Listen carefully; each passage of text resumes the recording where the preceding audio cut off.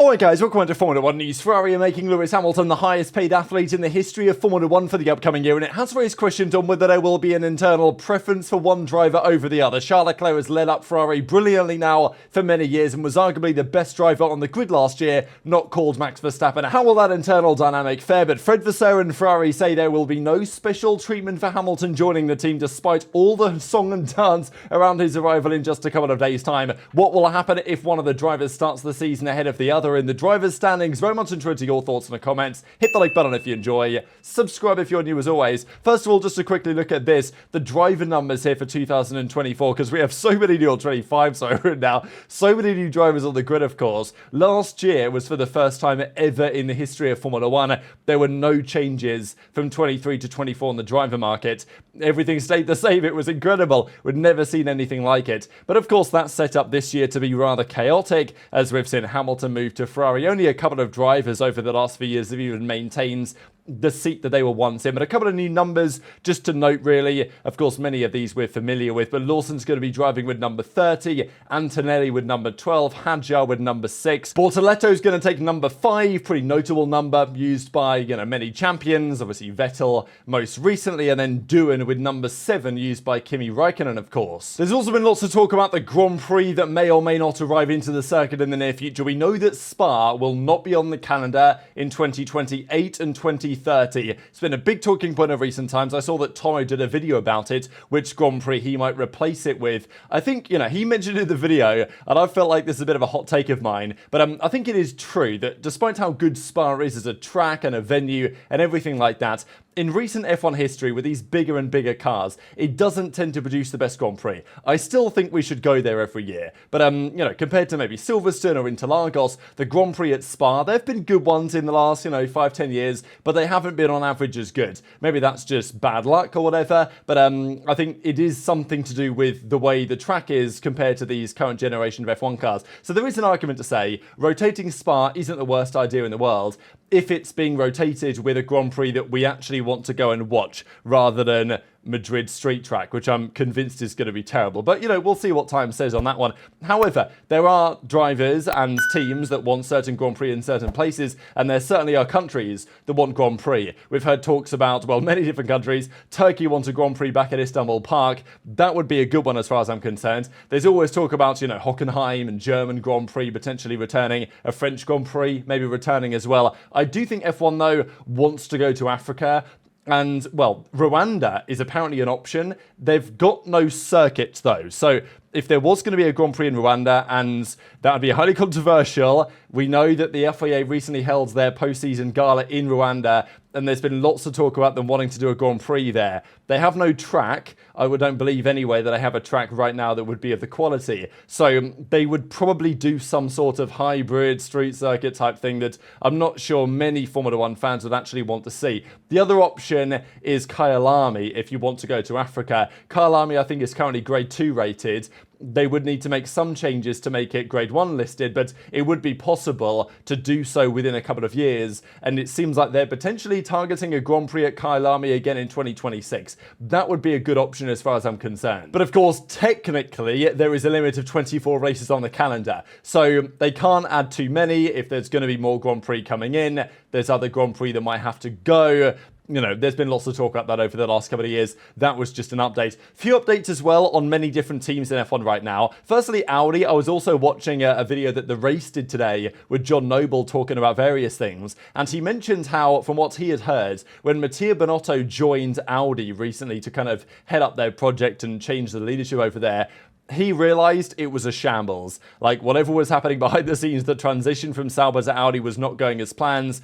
They were not making really any progress at all. So that seems to have now changed in some capacity, but it still feels like Audi are way behind where they need to be ahead of their 2026 season, and of course 2025 as well. It's now fully Audi, so it's not really going to be Sauber anymore, though Sauber's still building the car, you know how it is, and it's still going to be Kick.com's stake F1 team, whatever it's going to be. But the point generally is Audi are not well positioned. It doesn't seem like even Binotto Binotto has said their engine isn't going to be good enough in 2026 compared to the other teams. So it's a question as to whether Audi, because they've kind of been in and out. They were committed, but then people were saying they weren't fully committed. Now they're saying, no, we are going to do it. And they are going to do it. Are they going to do it well? Maybe in 5 years. But for now, that is a bit of a concern, especially when you've got the likes of Haas, to their credit, keeping things very straightforward. Steiner's gone. Komatsu comes in. Gene Haas, look, should he maybe commit some more resources? Sure. Does he need to? Maybe not necessarily, because they're kind of cooking anyway. Haas even say they were spending only 10 to 15 days a year in the simulator. They're not even using their own one, and yet they're still cooking up a car which can, Hulkenberg will take it to P8 every so often, which is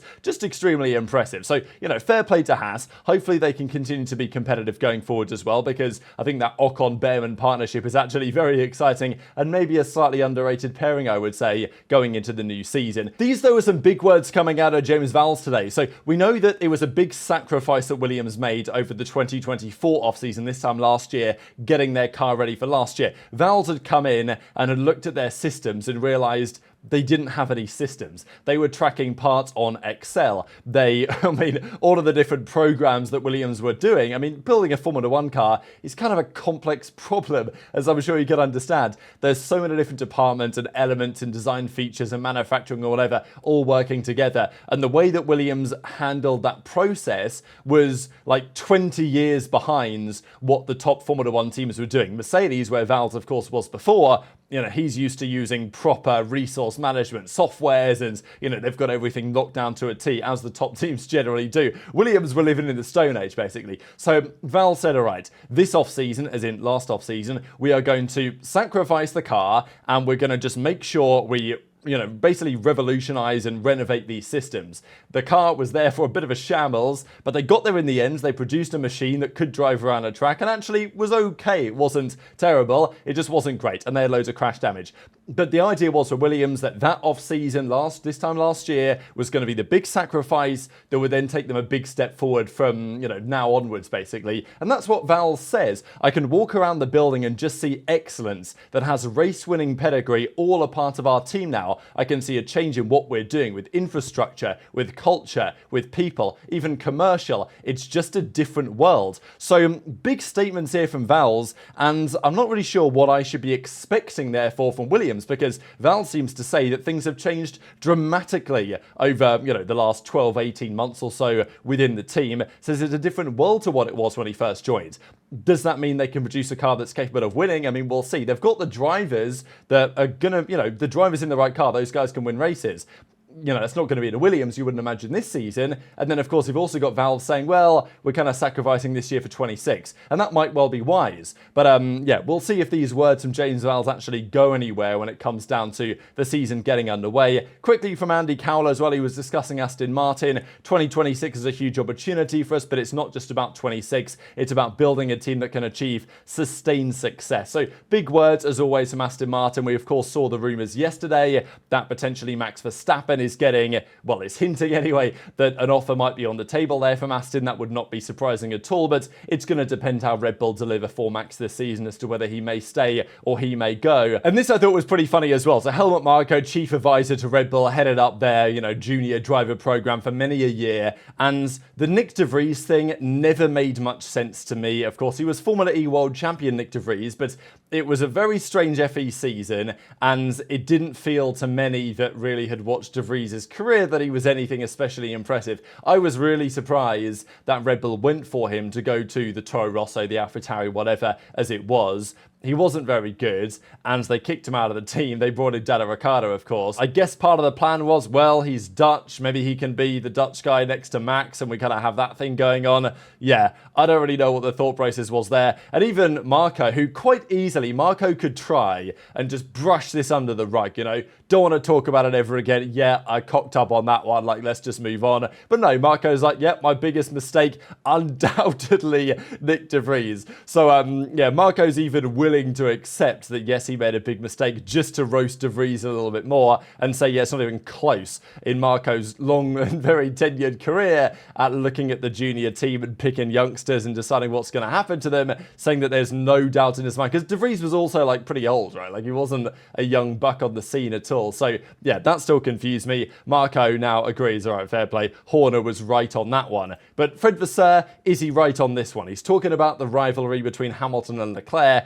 It's a big talking point at many of the top teams. It's even true, I would say, at Mercedes, how Russell and Antonelli get on, because if Verstappen really is in the picture for 26 or 27, that Russell-Antonelli, rivalry, as it may become, is going to be particularly interesting. I'm not expecting Antonelli to beat him, but I think that Antonelli will beat him on some weekends. And, the way that happens may inform Mercedes' decision if, let's say, Verstappen happened to be available. Obviously, at McLaren, it's also a big talking point. Piastri, I don't think, is as fast as Norris, but Piastri has some other elements going for him that Norris maybe doesn't. I think what still concerns me a bit about Lando is the fact that as soon as the championship was over this year and Max won it, Lando, was absolutely God mode, right? Like when the pressure was off, wow, Lando was stunningly quick, no issues with the starts, dominating the races, no problem as we saw in Abu Dhabi. But that happened after Verstappen had already won the title. So that's my concern still on Lando, is like, all right, when the pressure is on, as it will be most of the time, how are you going to deliver in that circumstance? No questions for me in terms of whether Hamilton or Leclerc would deliver in a pressure circumstance, but the question will be really, how is that matchup going to work? Because I think there's a very arguable scenario that at, let's say, McLaren, Lando, as he did this year, pulls out a bit of a lead, and if McLaren actually recognise, which they should this season, they might well be in a championship fight,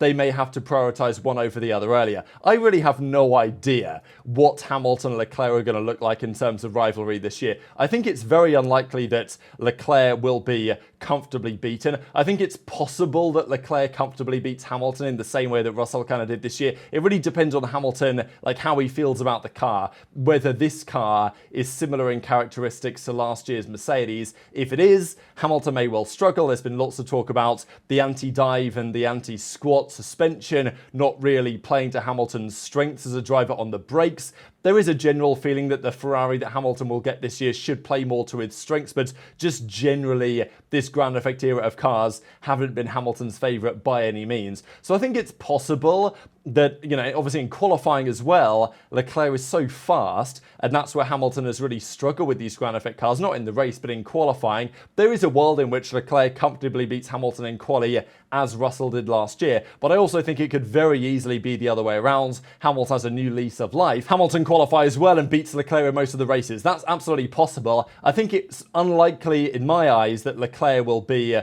trounced or comfortably beaten, but I definitely think a very competitive matchup is absolutely possible at Ferrari next year. And what does that mean for when they might have to make difficult decisions in terms of, who's going to be leading a race? Red Bull make it very easy for themselves.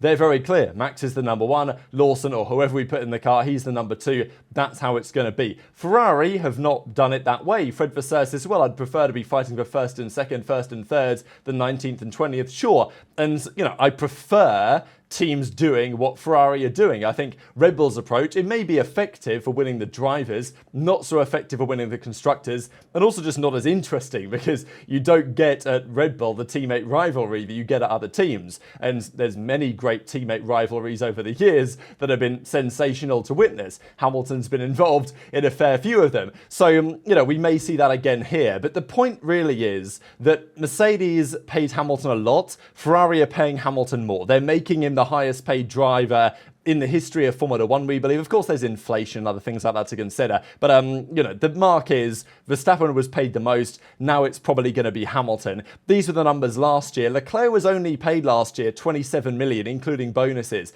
This year, I think that's going up. I think he signed a new deal. So, he might be making 40 or something. But Hamilton, with his bonuses and other things and other ventures they're supporting Hamilton with as the greatest driver statistically ever, they're paying him probably $100 million a year. So that's been the question, right? Because if you're bringing in Hamilton, he's the superstar now. Like, Leclerc is Ferrari's star man, but Hamilton is still the superstar. He's the only name on this list who has transcended the sport. And Ferrari are treating him like their new superstar, and understandably so. You know, running massive events, as we're going to see when he's driving the Ferrari at Fiorano in a couple of days' time.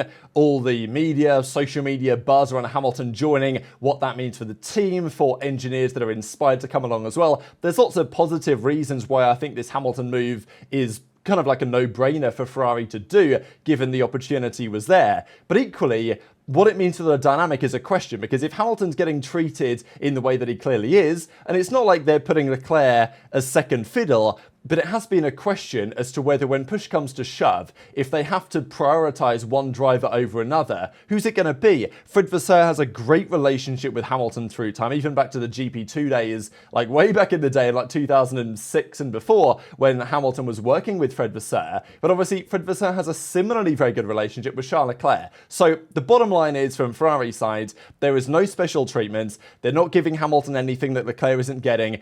And they've talked about this, particularly in the context of the testing, because Hamilton is getting this, of course, test run next week, at the start of next week at Fiorano, we believe. But then he's going to drive in the morning, Hamilton, and Leclerc's going to drive in the afternoon. There were also rumours that they may well do another private test at Barcelona, and that's what's actually mentioned here. But if they do that, you know, I imagine Leclerc's going to be there as well. Maybe it is just Hamilton. But Ferrari say they've got no special program. It's not like Hamilton's getting any special advantage or whatever, something like that, coming into the team.